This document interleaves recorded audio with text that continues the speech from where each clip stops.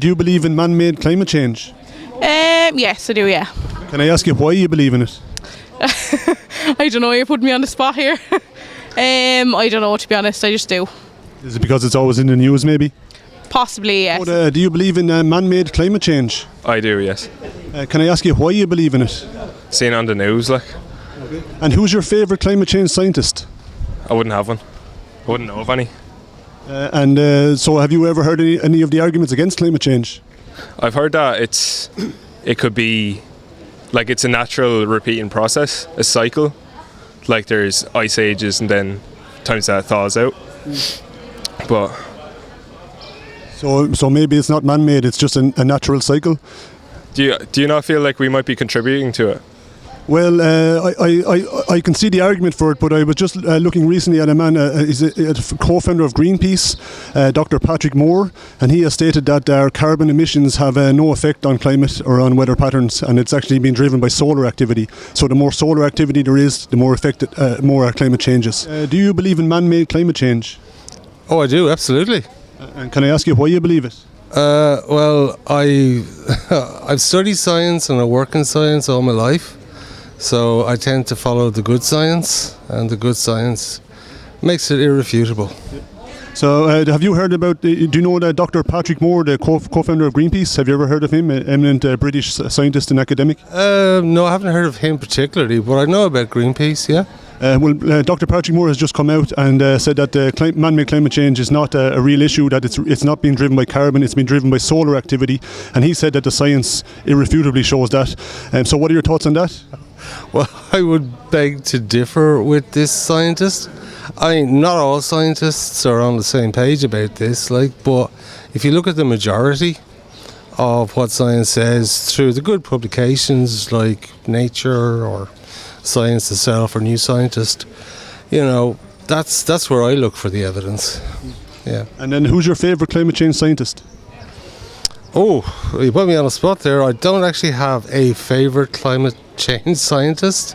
I tend to follow the good, websites, the good science journals, and the good science universities, MIT and kind of Caltech and people like that. Do you believe in man-made climate change? Oh, absolutely, yeah. And can I ask you why you believe in it?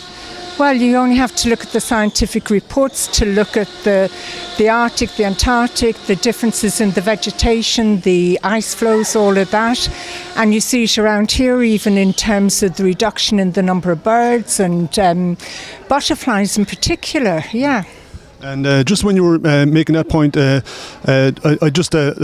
butterflies and the birds, that has more to do with insecticides, killing the insects, and the birds have no food. A lot of the time we conflate pollution with climate change, and we're told that climate change is caused by carbon, which is released into the air and changes the climate.